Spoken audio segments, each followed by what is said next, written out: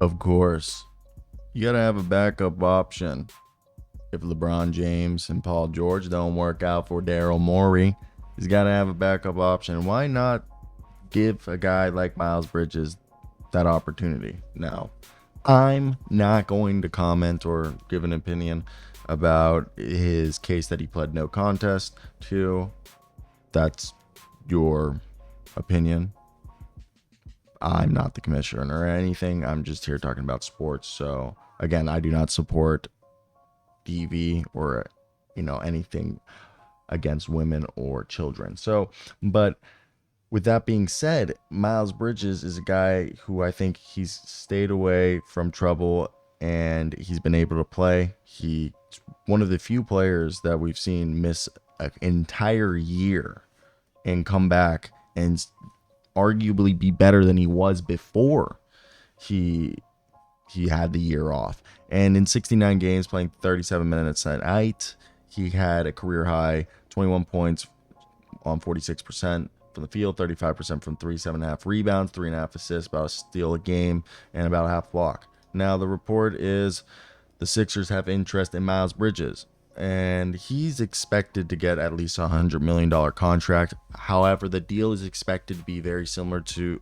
the deal's expected to be similarly kind of protective, that they'll have language kind of like Kevin Porter Jr., where if X, Y, and Z happens, deal is voided, it's nulled. And if it'll have protection dates, which means like they have every year, probably they'll have trigger dates that they'll have a window before the deal gets guaranteed, which then allows them to waive him with no cost. And that way Miles Bridges still gets paid and the team still gets an insurance policy. A win-win, because that way he still gets the contract that he deserves for his play. Now, what is that deal going to look like? I think a 4-year, $120 million, 4-year, $115. RJ Barrett and RJ Barrett and Mikal Bridges both got, I think, 107. No, not my apology. Andrew Wiggins got 100. RJ Barrett got 107. Andrew Wiggins got 109. And that seems like the new rate for those types of wings. And we would say Miles is just a little bit better than them. So 115, 120. And the old rate for wings like Keldon Johnson, Mikal Bridges, and those guys, and DeAndre Hunter, they all got like 90 million in. That rate's gone. So Action Network was the one who reported this. For me, it makes sense. If you miss out on that, you give out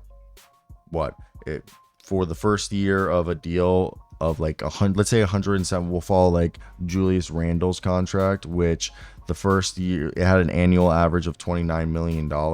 So if you're a team like the Philadelphia 76ers, going into next year, just looking at their books, just how they have them, they're going to be the team with the most cap space. They currently only have $61 million in guaranteed salary, which is Joel Embiid, Paul Reed.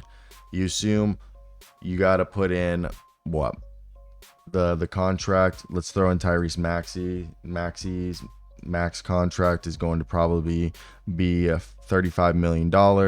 So you do 35 plus 29, that's $64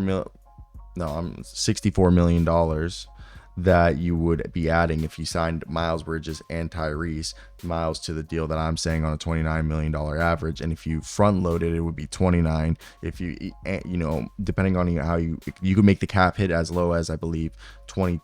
I feel like the 27 amount, I think the final year you could make it as low as 27 million, and you could make it as high as 29.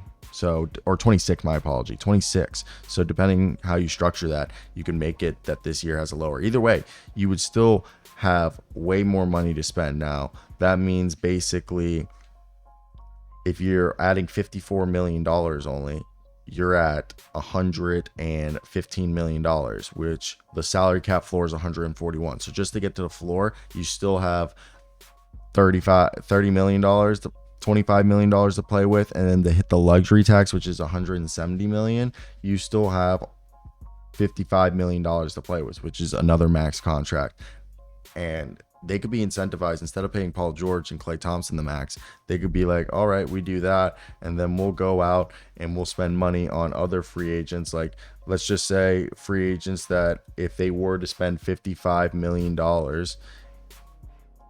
who could they spend that on outside of, you know, the two guys they signed? Because right there, if you sign those two dudes, you have Jeff Dowtin, Ricky Council, Miles Bridges, Tyrese Maxey, Paul Reed, Joel Embiid. You need 9 more dudes.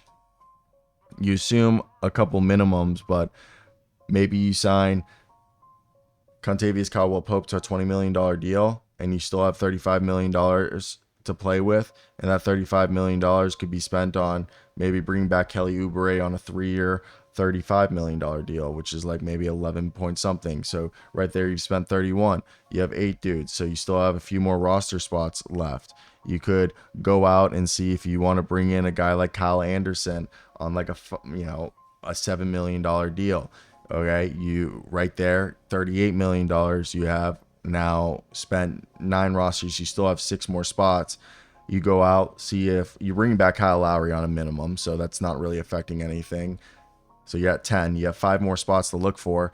You could try and, I think bringing back DeAnthony Milton would be solid, and he would be a guy that he made $8 million this year. I think bringing back on a similar contract would also help you out. So at that point, you're at what? You have 46 spent. You still have like 9 million, and I think that money could be brought in, and you've brought in already 11 dudes and spreading it around now. Try to get like guys like Jalen Smith or Dario Saric, maybe a Gordon Hayward and a Taurean Prince, Lonnie Walker, Najee Marshall are all guys that I think they should be looking at. Goga Bitsadeh.